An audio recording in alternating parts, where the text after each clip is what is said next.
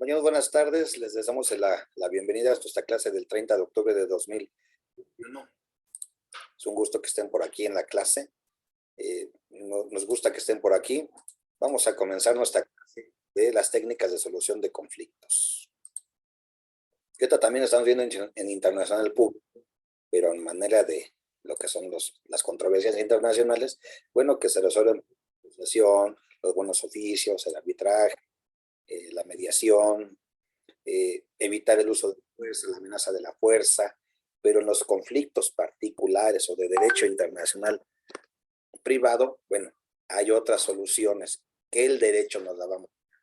En estos sentidos, la Carta de las Naciones Unidas es la que señala cómo deben de resolverse los conflictos entre estados, entre organismos internacionales, bueno, pero en materia de derecho internacional privado no serán siempre las normas conflictuales tradicionales, son las que nos van a dar cómo resolver los conflictos. Así que vamos aquí un poquito a compartir la pantalla y sobre todo de temas importantes como el orden jurídico, el fraude a la ley y todo esto. Les dije que nos brincáramos un poquito. Si estudiaron la clase, la primera parte del capítulo se repite un poco de la técnica indirecta y todo esto que ya habíamos visto en los capítulos anteriores. Pues dije, sáltenselo si quieren, no hay ningún problema. Entonces, ya entrando ya en...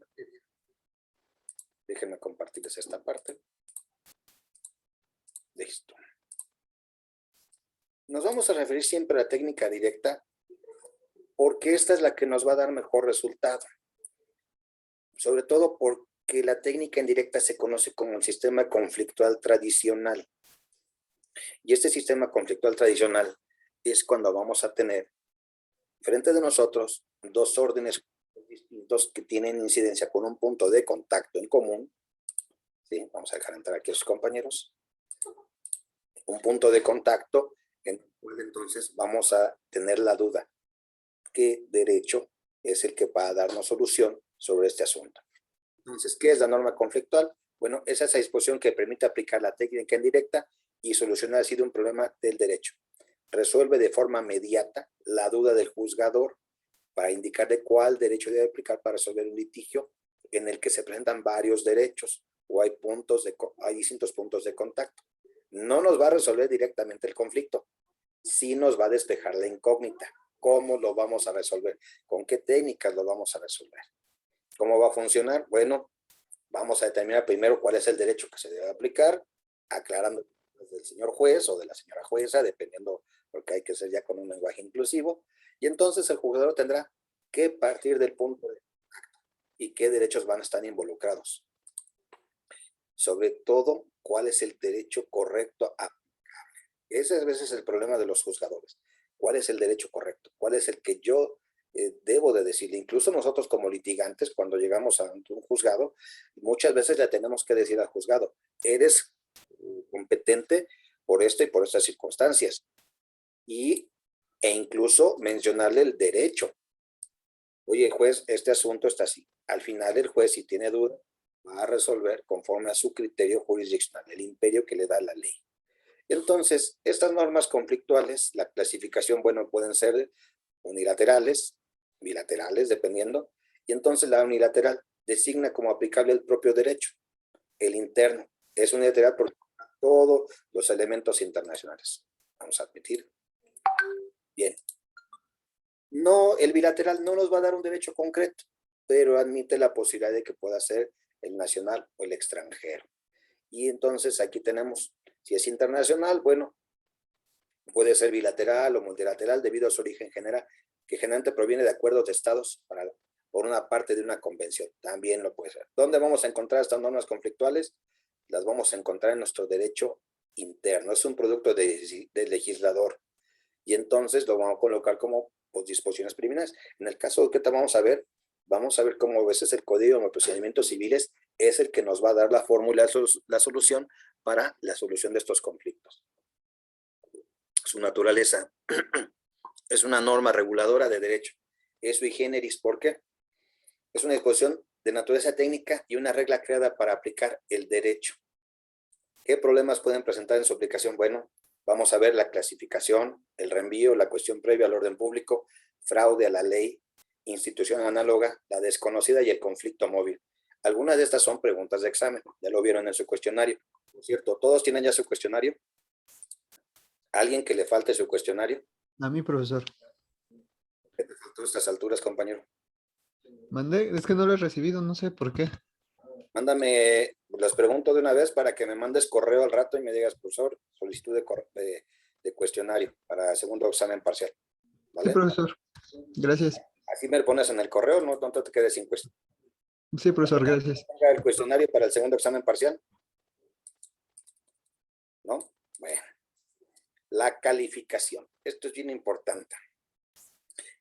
Le presentas al juez el problema. Le dice, señor juez, vengo a demandar por esto y esto. Y hay elementos extranjeros.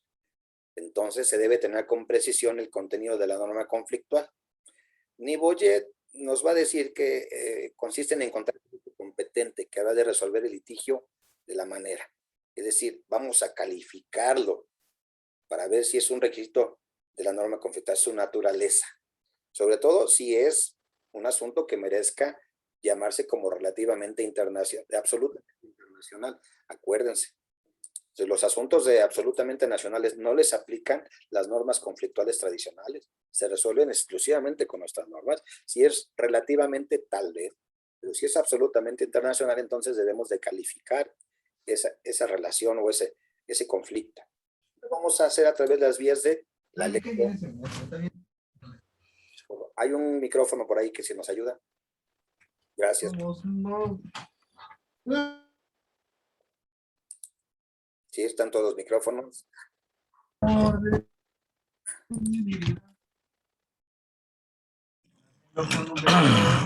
Alejandro, ¿me ayudas con tu micrófono? Sí, gracias. Alejandro, tu micrófono, por favor. Está trabado. Es lo que estoy viendo. Bueno, entonces, si no me deja ponerte en silencio. No, bájale el volumen, por favor. Bien, regresamos aquí a la...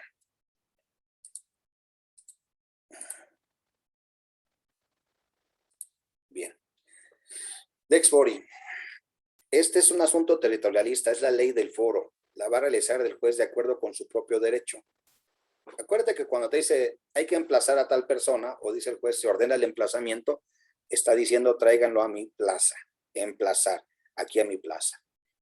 El juez va a realizar al Lex Fori a través de su propio derecho, de su propia legislación o de lo que le da el legislador interno, lo va a resolver. Es territorialista.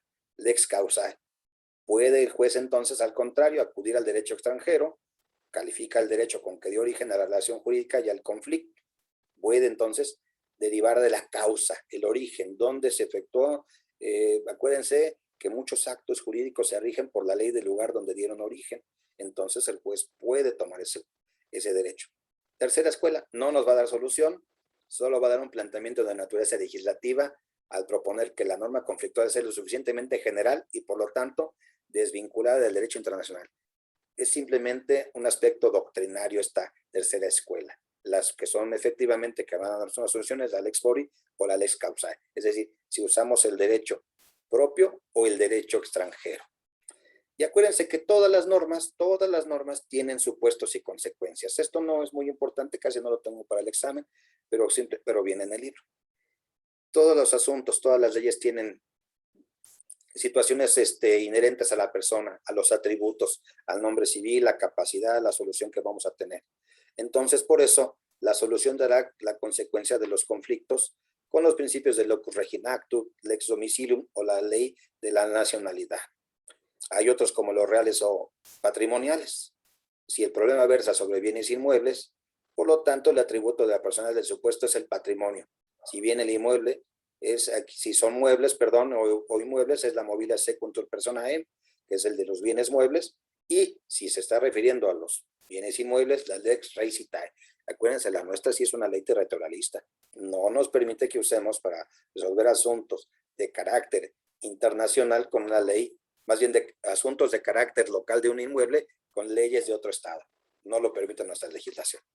Y relativos a los actos, todos nosotros tenemos un origen, un acto, un contrato. Entonces, ¿dónde se realizó el acto? ¿Cómo se realizó? La ley del lugar de la Constitución, una persona moral, una empresa. Vamos a regir ese derecho por estos dos principios, locus regit actum y la lex loci constitución. A través de esto, los supuestos y las consecuencias. Esta parte no la van a ver en el examen, no me meto, no creo que sea importante. Esta sí es la importante. Jóvenes, les pregunto, ¿entendieron el reenvío? ¿Quién entendió? No, muy bien. Sí. ¿Sí? A ver, con sinceridad. Creo. Pues, Creo. o sea, No, si me yo- costó trabajo. A mí me costó trabajo. ¿Quién más? Sinceros, no, no pasa nada. Yo lo entendí como, o sea, hay dos estados, dos derechos en cada uno de los estados que tienen un punto de encuentro y en una relación donde donde se deriva un conflicto. Entonces, yo digo que es sobre la solución sobre mi propio derecho. Ajá. Y entonces, pues, lo estoy explicando con mis palabras, ¿eh? Digo, Claro, no. claro, eso es lo importante, dímelo. De ahí, obviamente, el reenvío va al otro estado para que lo acepte. Si no lo aceptan, entonces creo que era algo así como, no sé qué, negativo. Y si lo acepta, pues en teoría sería positivo, pero ¿En sentido negativo o en sentido positivo? así es. Bueno, es Es una por lo gran que entendí. idea, Alex, gracias. Miren, esta es una técnica de escritorio. Incluso un día estaba en el seminario y con una maestra y sí tenía esa duda. Oiga, profesor Tello, ¿cómo es esto del reenvío? Bueno, pues es una técnica de escritorio. En realidad, el juez es quien en su escritorio hace estas técnicas, por eso son técnicas para dar solución a los conflictos. Los jueces se sientan, ven el asunto que tú les propones y si encuentran que hay elementos extranjeros, van a hacer un estudio y un análisis conforme a lo que se les ha enseñado para que ellos puedan determinar qué derecho se va a aplicar. Entonces, el reenvío es una técnica. No quiere decir que el juez ahorita está aquí el asunto en México y dice, no, esto es un asunto que está, no sé, está en España. Mándenlo al juez en España. Como de Poncio, como de, ¿cómo se llama? De Poncio a Pilato, ¿no? Ahí lo llevan, no. Es un asunto de escritorio. Eso es lo que sí siempre se aclaró. Y la otra, siempre en cada curso me he encontrado que aunque a todos los compañeros, a la mayoría les cuesta trabajo esta parte de entender el reenvío. Así que lo vamos a ir tratando despacito. ¿Les parece? Tenemos aquí mensaje. No me deja abrir el micro, profe. Bueno, ¿quién nos dijo? Mejía. A ver si esta se puede. Regresamos a la presentación. Y ahorita vamos a ir a un libro que les dije, pero que no lo revisaron. Por eso lo voy a decir. Vamos a tener un reenvío y esta es una técnica jurídica. El juez va a conocer de la aplicación de un derecho extraño en su conjunto. Y la norma de conflicto de esta legislación, por no ser idéntica o acorde con la del juez, no prevé la utilización de su derecho sustantivo, sino el de otro estado. En virtud de esto existe un verdadero choque de conflicto entre las normas de elección de un estado y la del otro. Se derivan dos modalidades, reenvío simple o en primer grado y reenvío en grados. Hasta aquí no tenemos problema. Por eso les explicaba antes, es una técnica jurídica. No toma el juez el asunto y dice, no, llévatelo a tu país, allá que lo resuelvan y yo sé a otro país. No, es una técnica jurídica. Si no, imagínate, los pleitos serían eternos. Vamos a decir aquí, en primer grado, la norma conflictual del juez que conoce del asunto permite la aplicación de un derecho extraño en su conjunto. Es decir, el derecho mexicano permite que otro derecho se pueda aplicar. Y la norma en conflicto de este derecho extraño, por ser diferente de la norma constitucional, envía el derecho del tribunal que conoce de la controversia. El juez, al ver esto, no podrá determinar qué derecho utilizar para su litigio debido a que se ha creado un círculo vicioso de su propia legislación que tendrá que resolver. Y el otro. Si es el reenvío en grados, y esto lo vamos a ver con otro libro, no se desesperen. Si es en grados, surge con la norma conflictual del juez que conoce un asunto, permite la aplicación de un derecho extraño en su conjunto. La norma del conflicto de este derecho, por ser diferente del tribunal, envía la legislación a una tercera entidad federativa o de otro país. Y la norma conflictual de esta última entidad, nación a su vez puede reenviar el derecho de una cuarta, así sucesivamente. Vamos a entrar aquí y lo dejo esta parte. Vamos aquí al que nos va a resolver el asunto. Yo les había dejado el libro del doctor Becerra Bautista, pero vi que no lo tomaron mucho en cuenta. Es un gran libro, es la mejor explicación que se puede tener. ¿Alguno de ustedes lo consultó? No.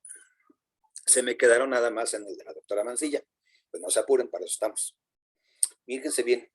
Tenemos aquí un caso muy sencillito. Dice, aquí sobre la remisión, este es de la remisión, el reenvío. Aquí está. Remisión simple en primer grado. Vamos a tener aquí, fíjense bien, ¿eh? Ya te regresamos a la remisión. Nos va a dar un ejemplo del foro. Controversia. El ejemplo. Un mexicano domiciliado en Roma, Italia, el 13 de marzo del 96, realiza su último testamento en la Ciudad de México, 15 años antes de fallecer, en el cual nombra como su única y universal heredera al vaciar todos sus bienes, de todos presentes y futuros, a una mexicana. O sea, vive en Roma, pero su testamento lo hace en México, se los deja a una compañera nacional. Posteriormente, el último año de vida, establece su domicilio en México, la esposa del de Cuyos, de nacionalidad italiana, es sí, al entablar el juicio sucesorio pretende demandar la nulidad del testamento, pues afirma que el de Cuyos en el momento del elaborado estaba incapacitado y en consecuencia es procedente que habrá la sucesión legítima. ¿Les suena familiar el asunto? Imagínate, ¿no? No le dejó su esposa nada, se lo dejó al amante. Bueno, muy su dinero. Y aquí viene ya el ejemplo, cómo resolverlo. Perfecto. ¿Y se ve, muchachos? Digo que con el libro del doctor Becerra se entiende muy bien. ¿Sí se ve? Sí, profesor, sí se ve. Perfecto. Sí. Bueno, entonces aquí, este asunto tiene interés, derecho privado, porque tiene 3 puntos de contacto con diversas legislaciones. 1, el tribunal donde se va a plantear es el juez de la Ciudad de México. Y entonces, ¿qué? Con base en su artículo 56, que diga 156, fracciones quinta y sexta, dice, en los juicios hereditarios, el juez cuya jurisdicción haya tenido su último domicilio es el autor de la herencia. Ese artículo 156 habla de la competencia de los jueces. Entonces, ¿dónde vivía el compañero? El de Cuyos. ¿Vivía en México? ¿Vivía en México, compañeros? ¿Dónde vivía? Al momento de la muerte, sí. No, fíjate bien, un mexicano domiciliado en Roma. ¿Sí? ¿Dónde estaba domiciliado? En Roma. Roma. En Roma. Entonces el juez mexicano dice, oye, este pleito no es mío, ¿eh? Fíjate bien, aquí, legislación mexicana, ¿no? ¿Dónde vivía? Mándalo a la legislación italiana. Yo no puedo. ¿Cómo va a calificar el juez? Es una controversia trata sobre la capacidad de las personas físicas. Bueno, la norma conflictual aplicable es el artículo 13, fracción cuarta, y la 14 del Código Civil para la Ciudad de México. Y entonces, al momento en que él hace su testamento, bueno, pues lo hace aquí en la Ciudad de México, ¿no? La segunda disposición se transcribió anteriormente en la primera evidencia. Dice, el estado y la capacidad de las personas se rige por el derecho y lugar de su domicilio. Otra cosa, la señora pretende demandar que pues no estaba en sus cabales. ¿Dónde vivía? Pues estaba en Roma. Consecuencias de la norma conflictual. En este caso, cuando el mexicano realizó el testamento, estaba domiciliado en Roma, por lo que en principio y conforme a la ley mexicana, su capacidad para efectuar el acto se rige por la ley italiana. Pero el juez considera que existen circunstancias especiales, debido a que el de Cuyos era mexicano, tuvo su último domicilio en México, según esto, y sus bienes están en el país, etcétera. Podría, como caso excepcional, utilizar la norma conflictual italiana. Ahora, va al derecho italiano el juez, ¿sí? La ley italiana. Por eso es un asunto de escritorio, no es de que le habló a la embajada, ¿no? Señor embajador, embajador, no, es de escritorio. Ley italiana. Del derecho, tienen ellos una ley de derecho internacional privado, indica que la capacidad jurídica de las personas se va a regir por la ley de su nacionalidad. Ah, entonces ya le va a dar luz al asunto, es decir, la mexicana. Por ello el tribunal tendrá que resolver el asunto con base en nuestro derecho. Pues el artículo 14, fracción de segunda del Código Civil de la Ciudad de México, señala que cuando se apliquen excepcionalmente las normas conflictuales de derecho extranjero, deberán ser aplicables las normas sustantivas mexicanas. Es el caso, y las de un tercer estado. Entonces, en este cuadrito, dejamos meterlo. Fíjense bien cómo funciona. La norma conflictual va a la legislación italiana, la norma conflictual italiana lo va a regresar a la legislación mexicana, y entonces sí, con la legislación, las normas sustantivas, vamos a dar solución al conflicto. ¿Se entiende mejor en este ejemplo? ¿Para Sí, sí, todos? ves. Sí, profe. ¿Verdad Sí, que profesor. así es más comprensible que como lo estás leyendo en el texto de la doctora, que a mí me encanta, pero en la realidad, ya cuando lo bajas aquí, dices, es diferente la explicación. Ahora, si fuera en grados, aquí también nos va a dar un muy buen ejemplo. Aquí está. Surge cuando la norma conflictual que conoce un asunto permite la aplicación de un derecho extraño en su conjunto, primer paso, y la norma conflictual de este derecho, por ser diferente al del tribunal, envía la legislación a una tercera entidad federativa o de un país, un segundo paso. La norma conflictual de esta última entidad o nación, a su vez, puede enviar al derecho de una cuarta, tercer paso, así sucesivamente. Esta serie indefinida de reenvíos termina cuando la norma conflictual de alguna entidad de ese país autorice la aplicación de su propio derecho sustantivo o ordene que únicamente se tomen en cuenta las normas sustantivas de derecho extraño. Ahí es como una especie de búsqueda de saber en dónde nos lo vamos a resolver. Ejemplo, controversia. Una persona nacional francesa vive en Alemania. 23 de febrero de 2010 celebra un contrato de compraventa con Petróleos Mexicanos respecto de una maquinaria procedente de Suiza, ¿sí? Y el vendedor francés se compromete a entregar la mercancía en México contra el pago del producto. Pemex pretende demandar a la nulidad del contrato cuando se da cuenta de que el vendedor es incapaz de conformar las leyes de aquí de México, Distrito Federal, hoy Ciudad de México nada más, ¿verdad? Entonces, aquí ya tenemos un asunto de diferentes lugares y puntos de contacto. Lo vamos a celebrar un contrato, ¿no? Fíjense bien. Pero es una persona francesa. Lo hace con Petróleos Mexicanos. Ya tenemos un conflicto aquí sensacional. Antes de entrar al cuadrito, vamos a entrar aquí. El tribunal, yo soy abogado, señor juez, vengo a demandarte, juez de distrito en materia civil, no un juez del foro común, ya estoy yendo a los juzgados federales, juez de distrito. Y entonces le planteo el asunto, pero dice, con base en el artículo 24, fracción primera del Código Federal de Procedimientos Civiles, que indica cuál es el juez competente. Que por razón de territorio es tribunal competente el del lugar que el demandado haya señalado para ser requerido judicialmente sobre el cumplimiento de su obligación. Aguas. Esta es la lex loci execuzioni, el principio de donde se deben ejecutar los actos. En este caso, los jueces de Alemania, Italia o tal vez los de Suiza lo considerarán pertinente. Podrían asumir también competencia, lo cual originaría un conflicto de competencia judicial o convergencia de posiciones cuya solución ha quedado analizada. ¿Qué calificación va a dar el juez? Bueno, la controversia trata sobre la capacidad de las personas físicas, porque al final el asunto es ese, no tenía la capacidad para llevar a cabo el contrato. ¿Qué normas conflictuales? Artículo 13, fracción segunda, 14, fracción segunda del Código Civil Federal, que dice, la determinación de derecho aplicable será conforme a las siguientes reglas. El estado y la capacidad de las personas se rige por el derecho del lugar de su domicilio. 14. En aplicación del derecho extranjero se observará lo siguiente. Se aplicará el derecho sustantivo extranjero, salvo cuando dadas especiales circunstancias del caso, deban tomarse en cuenta con carácter excepcional las normas conflictivas de ese derecho, que se hagan aplicables las normas sustantivas mexicanas o de un tercer estado. Vamos a tener consecuencias. El artículo 3 nos va a hablar de esa capacidad por la ley del domicilio. En este caso, el vendedor está domiciliado en Alemania. La ley mexicana, pues obvio, permite que el juez analice la legislación de ese país. El 14 obviamente está, pues nos puede dar luz sobre analizar las circunstancias de cada caso, ¿no? Pero, y entonces de aquí nos vamos. Aquí esta parte, ¿no? Aquí dice, si el juez considera que existen circunstancias especiales en el caso, ordenará que se aplique la norma conflictual alemana contenida en el Código Civil alemán, el cual señala que la capacidad de las personas se rige por su ley de nacionalidad, por lo que dicha norma de conflicto remite a la legislación italiana. Bueno, imagínate, lo celebras en Alemania, pero el cuate es italiano, bueno. En consecuencia, el juez mexicano deberá utilizar necesariamente el derecho sustantivo italiano, sin considerar sus normas de conflicto, las cuales pueden permitir que se aplique el derecho sustantivo o reenviar a otro ordenamiento, atento a lo previsto por el 14 del Código Civil Federal.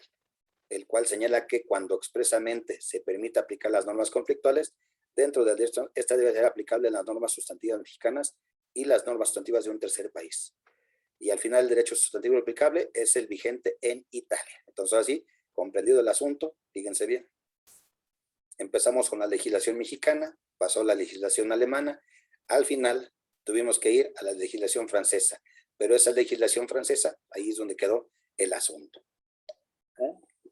Se entiende, ¿verdad?, mejor con este tipo de asuntos que nos está dando en los reenvíos. Si quieren esto se los paso más tarde, les envío el libro porque creo que no me lo pidieron, ¿verdad? Sí, profesor, muchas gracias. Bueno, entonces, ¿sí se entiende mejor aquí el reenvío? Es una técnica jurídica, jóvenes, si no nos vamos a creer mucho. No es un asunto de que el juez mexicano le presentan el asunto y lo ve y dice, no, ¿qué crees? No debe de ser, remítelo a otro país. No, son técnicas, el juez debe hacer un estudio. Definitivamente, si dice no soy competente, lo puede hacer y se declara en incompetencia al juez, el juzgado. Pero normalmente siempre es una técnica de escritorio en donde se van a ver esos casos. Por ejemplo, hay otro que es la remisión. No es la remisión de sus pecados, compañeros, cuando van a la iglesia. Es otro boleto. Porque ya vi que son muy pecadores. Bueno, la remisión, ese también es un ejemplo muy sencillito, se los he hecho, luego se los he dicho, ¿no? Una controversia, no, esto les he dicho de la boda entre un guatemalteco y una niña mexicana. Es una controversia, fíjense bien, dos españoles que están domiciliados en Asturias, España, y que en el 20 de julio de 2010 se llevaron un contrato de arrendamiento en dicho lugar para una de sus empresas respecto de un inmueble ubicado en Ciudad de México. Posteriormente, uno quiere demandar la unidad de las operaciones en virtud de que no se cumplieron las formalidades exigidas de acuerdo con las leyes españolas. Aquí tenemos un problema. Están haciendo un contrato de un inmueble que está en México, pero lo hacen en España. Hay un problema, ¿no? Pero bueno, lo vamos a traer aquí a la Ciudad de México. El tribunal se le va a plantear al juez del arrendamiento, que ya no existen, los tribunales de arrendamiento, ya todos los de primera instancia civiles lo conocen de arrendamiento, igual, el artículo 156, ¿quién es el competente? El de la ubicación de la cosa. En el caso de los inmuebles es el juez del lugar, no puede ser de otra manera. El juez va a calificar, el contrato de arrendamiento implica el ejercicio de derechos personales, y en el caso se discuten cuestiones de capacidad de los contratantes. Aquí no estaban discutiendo sobre las violaciones al contrato, si hubo pago o no hubo pago, sino sobre sus capacidades. Entonces, estas normas conflictuales del foro aplicables, lo vamos a repetir, artículo 13 y artículo 14, son consecuencias derivadas, ya los vimos. Entonces, si el juez considera que existen circunstancias especiales, aplicará la norma conflictual vigente en Asturias y que forma parte de dicha legislación. La norma conflictual contenida en el artículo 11 del Código Civil Español, de manera acorde a la mexicana, señala que la forma de los actos jurídicos, en principio, se rige por la ley del país que se otorgue, por lo que esta permite utilizar el derecho sustancioso vigente de Asturias. Entonces, ya en este cuadrito comparativo, fíjense nada más, una remisión que no un reenvío, el derecho mexicano de decir, como es un asunto de capacidad y es conforme al lugar donde se efectuaron los actos, con la ley de España. Y lo vamos a resolver ahí. Entonces, uno puede ser reenvío y otro simplemente es una remisión. Bien, ya para no quedarnos allí, pues sí regresamos ya definitivamente aquí. Entonces, ¿alguna duda sobre el reenvío? Ya no está tan difícil, ¿verdad?, de comprender. ¿O todavía lo sienten difícil? No, profesor. Perfecto, ya quedó. Si no, se los envío más tarde. Hay reenvío simple, reenvío en grados, dependiendo, pero acuérdense si es en primer grado, en segundo grado, es a cuántas legislaciones vamos a involucrar. Bien, nos vamos a la cuestión previa e incidental, porque si no ya tenemos media horita. Maestro, nada más una preguntita rápido. Ande. En el reenvío ahí, en una pregunta también decía del examen, bueno, del cuestionario, ¿quién lleva a cabo, ¿no?, el reenvío? ¿Quién es? Sí, ¿de quién es responsabilidad del reenvío? Y decía ahí en el libro de la maestra Mancilla que es del legislador. El legislador interno. Ajá, el legislador interno, pero no es aquí, o sea, yo me confundí porque digo, ¿no es el juez el que está conociendo del asunto? Sí, el juez es el responsable, pero con base en la legislación que le da si es o no competente para resolver el asunto. Es el juez solamente va a determinar los elementos normativos. El juez va a ver lo que está en el Código de Procedimientos y va a ver si puede o no aplicarlo. A final de cuentas es responsabilidad del legislador. El juez va a trabajar con las herramientas que le des. ¿Y quién le da esas herramientas? El legislador. Ya entendí. Si la respuesta es correctísima, es correcto. ¿De quién es responsable el reenvío? Pues del legislador. Sí. Pero no se van a confundir, porque luego me han dicho, oye, ¿cómo es el reenvío? No, es un trabajo de escritorio. El juez en su escritorio resuelve, procede, no procede por esto y por esto. Ah, se puede o no. Pero tú como abogado también tienes que hacer esa labor. Le tienes que decir al juzgador porque es competente. No nada más es pues ahí está el asunto, juez. Yo te doy los hechos y tú me das el derecho. Hay que también hacer un... Profesor, es algo como cuando, Ujú. como cuando se hace alguna solicitud aquí internamente, ¿no? En el país, sin irnos a lo internacional, que se mete a una oficina que no le corresponde, la oficina agarra, lo ve, dice, esto no me corresponde y pues, se lo envió a la, ahora sí que a quien debe de desahogarlo, ¿no? Mira, es que ahí estarías hablando de las competencias. Acuérdate que la competencia es el límite de la jurisdicción de un juzgado. Y lo vamos a ver en los capítulos adelante, en el 15 más o menos. En este caso no, en este caso el juez recibe toda tu demanda, no lo desecha y dice, pues mándenle otro juzgado, no. Él hace el ejercicio del análisis de los elementos con los que cuenta. Si ve que puede resolverlo, pero argumentando, fundamentando bien por qué va a resolver el asunto y con qué ley lo va a hacer, ese es el asunto del reenvío. Es una técnica jurídica. Si él considera que es incompetente, ahora sí, puede dar un auto, dije, soy incompetente, llévate tu expediente a otro lado. Ahí sí físicamente te dicen, llévate tu expediente. O dicen, yo no soy competente, pero mándese a la presidencia del tribunal para que determine quién es el competente en este asunto. O de plano te dicen, se desecha porque el juzgado no es competente. Ahí sí es como tú dices. Aquí no es la ventanilla correcta. Pero pues así que depende de cada juzgado y de cada órgano jurisdiccional. No sé si queda contestada tu pregunta. Sí, profesor. Ok, gracias. Vamos a seguirle. La cuestión previa incidental. Esto, por su naturaleza inesperada e imprevisible, se presenta de pronto en un juicio. Debe resolverse rápidamente debido a que cuando surge, paraliza el asunto principal, que no podrá concluirse mientras esté pendiente de solucionar la cuestión surgida. Son los incidentes. Va a retrasar la solución del problema principal al impedir su continuación y surge un nuevo conflicto, el cual debe determinarse el derecho aplicable para resolverla. En resumen, la naturaleza jurídica de la cuestión previa consiste en ser un incidente, que por sus efectos es un ser, una condición para que el juicio principal continúe. Muchas veces en los juzgados, en los juicios, tú lo estás llevando normal y de repente surge algo que debe de ser resuelto, que se llama un incidente. Claro, hay incidentes como la imaginación te lo permita, pero nada más a veces por molestar a alguien dices un incidente de falsedad de firma, un incidente en un juicio de guardia y custodia de niños, cambio de guardia y custodia, incidente de remoción de albacea, porque el albacea no está cumpliendo sus obligaciones.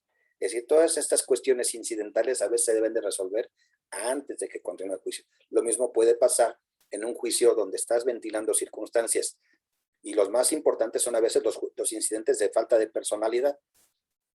Tú le dices a alguien que no tiene la capacidad jurídica para llevar a cabo ciertos actos o representaciones en un juicio y promueves un juicio de falta de capacidad de personalidad. Ese tipo de incidentes deben de resolverse antes de poder continuar el juicio, porque son de previo y especial pronunciamiento. Hay otros incidentes que no lo pueden hacer y que no detienen el asunto, pero en un juicio, cuando te dan ese tipo de incidentes o excepciones, aguas, sí detienen el procedimiento un poquito. Bueno, no me detengo yo mucho porque creo que incluso no se los toco en el examen, ¿verdad? Esto sí se los voy a detener. ¿Qué es el orden público, muchachos? ¿Qué es el orden público? Cuéntenme. Son las disposiciones de derecho interno que restringen o regulan la intervención de otras legislaciones extranjeras o su convivencia entre una y otra. Exactamente. van a restringir otros derechos. Este orden público es importante, son las reglas mínimas a veces de conducta. Y el orden público va a defender nuestro derecho interno del derecho externo, del derecho extranjero. También se puede catalogar como algo que le interesa mucho al Estado preservar. Acuérdense que cuando tú tienes un juicio de alimentos, y sobre todo para las que son mamás o van a defender a damitas, llega la clienta, ¿no? La mamá del menor. Señor licenciado, no se apure. Yo renuncio a mis derechos de que reclamarle a ese señor pensión alimenticia y lo libero de toda responsabilidad. Dígale al juez que renuncio, que mi hijo no necesita de su dinero de ese señor. ¿Se puede hacer ese tipo de renuncias? ¿Puedo renunciar a esas cosas? ¿Por qué no? Porque es el derecho del niño. Exactamente, es el derecho del menor. ¿Y quién lo regula eso de que sea el derecho del menor? ¿Quién lo regulará? La propia ley. Nuestras propias leyes, sí, acuérdense. Tenemos todas las leyes a veces dicen esto que está en esta ley es de orden público y de observancia estricta. Es decir, no puede negociarse, no puede darse en consideración a nadie por esas circunstancias. Cuando tú tienes una ley de orden público, la ley, una ley te lo dice, no está sujeta a negociación, no está sujeta a convenio. Estas leyes no pueden ser modificadas al arbitrio de nadie porque protegen intereses superiores. En el caso de los menores, cuando es de orden público, lo que hacen es proteger el interés superior de los niños, su derecho a la vida, a la dignidad, al trato cordial, a los alimentos, que el concepto de alimentos es amplísimo, no solamente es la comida. ¿Qué implica los alimentos? El sustento, el vestido, la casa, la diversión, la educación, la atención médica. El concepto es muy amplio. Entonces, cuando son de orden público, nos exigen que no hagamos distinciones sobre de lo que puedo o no hacer. El mismo Estado nos dice cuándo pueden entrar normas de orden extranjeras y cuándo no, y cuándo pueden ser renunciadas. En este caso, nuestro orden dice no. Tenemos un orden público y el juez debe de hacerlo valer y resolverá el fondo del asunto. A veces, por ejemplo, en este asunto de un litigio de un bien inmueble, jamás vamos a aceptar legislación extranjera, jamás. En otros asuntos sí, por la misma necesidad de respetar nuestra soberanía, nuestros puntos de vista y nuestro derecho. Pero el orden público siempre va a estar ahí para que velemos por nuestro derecho o nuestros intereses particulares, ¿no? Entonces, sí puede aceptarse a veces el derecho extranjero siempre que no perjudique este orden interno. Jamás lo vamos a aceptar. Déjame ir a la siguiente. ¿Cómo funciona? Y consiste en impedir que la norma extraña pueda entrar a la colectividad y en sustitución de los ordenamientos jurídicos nacionales. Y es un mecanismo jurisdiccional para impedir aplicación de derecho extraño, elegido por la norma conflictual, cuando se considera que el mismo no conserva un mínimo de equivalencia con sus instituciones. Por ejemplo, ¿podemos utilizar el derecho de Estados Unidos para hablar de los alimentos en México? No, porque cada quien tiene su legislación. Exactamente. Cada quien, pero hay convenios internacionales. A eso sí podemos usarlo.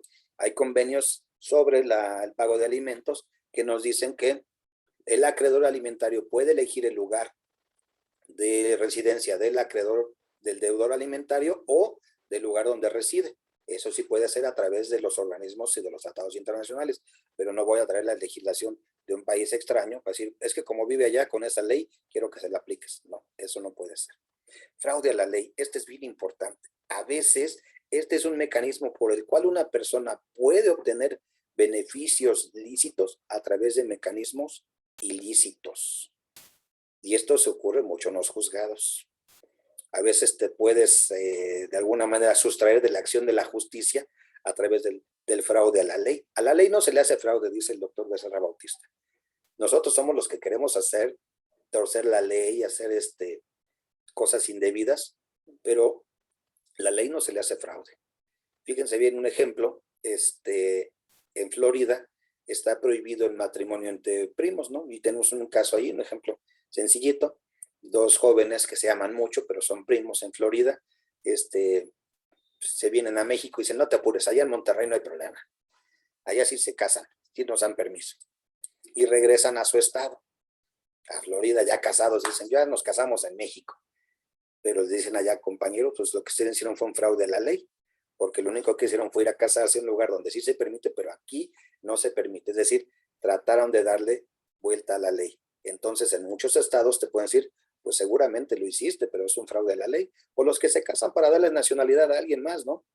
Lo pueden a través de hacer de medios lícitos, pero el beneficio pues, no es exactamente el correcto. Entonces, es un mecanismo que posee el órgano jurisdiccional para impedir la aplicación en el foro del derecho extraño designado por la norma conflictual.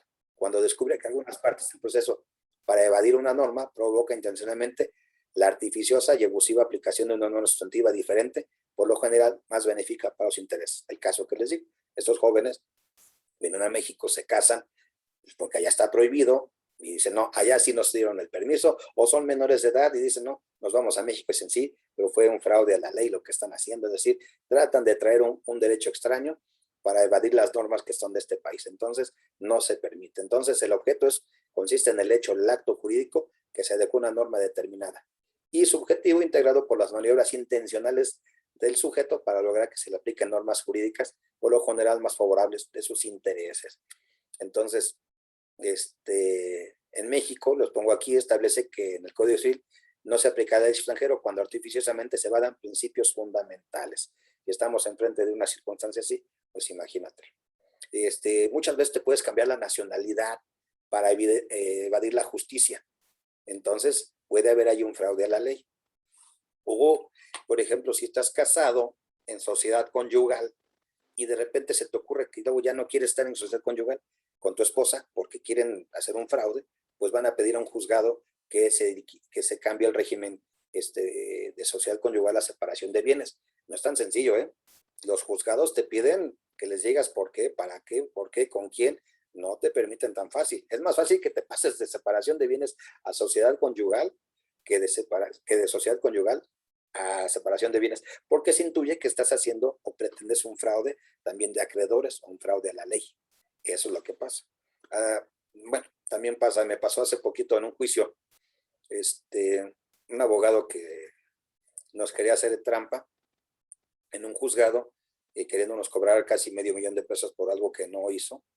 Se hizo pasar por el representante de la empresa y evidentemente falsificó todos los asuntos, declaró falsamente, y entonces pues tuvimos que nosotros recurrir al fraude, no a la ley, recurrimos al fraude procesal, por decirlo así, pero para defender nuestros intereses. Este abogado argumentaba que en sus facultades de apoderado de la empresa donde yo también estoy, pues él se había comprometido a nombre de la empresa a pagarle a otro abogado casi $500,000 y quería que se le pagara. Entonces, lo que hicimos fue irnos hasta regreso, irnos allá por Tlaxcala a ver un notario de esos que nunca faltan. Oye, notario, tenemos un problema, quiero que nos hagas un acta, pero con fecha retroactiva, tal fecha, para decir que ese señor ya no tenía facultades para celebrar actos, que yo le habíamos revocado los poderes. Y todos ahí está, órale, ¿cuántos? $50,000, adelante. Y llegamos al juzgado, ya está. Ese señor ya no tiene poderes notariales desde tal fecha. Ganamos el juicio y además por otras consideraciones. Pero a veces tienes que recurrir a cosas que no son propias, ni mucho menos. Recurrimos a algo artificiosamente lícito, sí, más o menos. Pero para tener un bien lícito también, pero en el fondo era un acto ilegal. Pero ganamos. Acuérdense que en los juicios, el que no sabe probar una mentira, el que sabe probar una mentira gana, y el que no sabe probar una verdad pierde. Así que, pero no hagan eso. Eso es muy peligroso. Y luego tenemos ya acabamos aquí el fraude a la ley. Y bueno, algo más que tienen ahorita, ya casi acabamos, ya. Bien. Esto del fraude a la ley, el orden público, todo eso, son elementos importantes en los juicios. No se puede jugar con ellos. Incluso hay consideraciones de la Corte, ya hablan sobre lo que es el orden público, sobre lo que se tiene que hacer. La Corte Interamericana también lo ha dicho. El orden público se debe respetar para que no se pierda la legalidad en los países, en los órdenes de cada estado. Entonces, debemos de estar protegiendo siempre el orden público, que se respete nuestra legislación, que se respete el derecho interno. Incluso nosotros, hay derechos que sí se pueden renunciar, puedes renunciar a derechos como el fiador, lo que son los principios de exclusión. El acreedor muchas veces puede demandar al demandado y al fiador al mismo tiempo, siempre y cuando se hayan renunciado a ciertos derechos. De beneficio y de exclusión se llaman los beneficios. ¿Se puede renunciar a ciertos principios? Sí, pero cuando la ley dice es de orden público no se puede. ¿Se puede hacer fraude de la ley? Sí, se puede hacer fraude de la ley. El problema es cuando te agarran y entonces tienes problemas muy serios. Pues hasta aquí, muchachos, ya no tenemos más que decir esta mañana del reenvío. No sé si tengan alguna otra cosa que platicar o algo que nos haga falta. Voy a esta parte. Tenemos la siguiente semana la competencia directa. Vamos a estudiar un poco del foro non cominis, ya casi nuestra última, el 16 y el 13 de noviembre. Ya estamos cerca de tener. Les vuelvo a repetir, ¿ya vieron la película? Alguien me preguntaba si que no la tenía Amazon o algo así. En su planeación está la liga para ver la película. Por favor, aquí las voy a compartir. Se las puse aquí en su planeación, la liga de la película. Por favor, ya tienen que ir viéndola, porque si no les van a agarrar las prisas para hacer su trabajo. Entonces, vamos a terminar, pues ya dentro de poco, ya estamos a 3 clases de terminar. Y el 27 tendríamos nuestro examen final, pero sí ya vayan viendo la película. ¿Alguien ha tenido problema en poder abrir esta liga que les metí para ver la película? ¿O no la han podido ver? No la he visto, profesor, todavía. Ni siquiera he hecho el intento. Bueno, hagan el intento, por favor, porque... No, de abrirlo, o sea, no, es que no he podido. Bueno, hagan el intento, véanla, se las voy a recomendar ampliamente, porque al final, como les digo, van a tener que hacer un trabajo donde vamos a tocar todos estos puntos que estamos viendo, como el reenvío, el orden público, el fraude a la ley. Todos estos elementos los vamos a ver ahí en la película. Entonces váyanos viendo para que les haga yo el cuestionario final. Nada más sería otro por hoy. No tengo otra cosa que darles, entonces ya para que nos retiremos y nos vemos la semana que entra por aquí. ¿Alguna otra cosa, compañeros? Nada, gracias, profesor. ¿No? Gracias. Bueno, unos minutos antes para que descansen en sus clases y nos vemos la semana que entra por aquí. Cuídense mucho. Sí, profesor. Gracias, profesor. Hasta pronto. Gracias, maestro. Gracias, profesor. Gracias, profesor. Que estén bien todos. Gracias, profesor.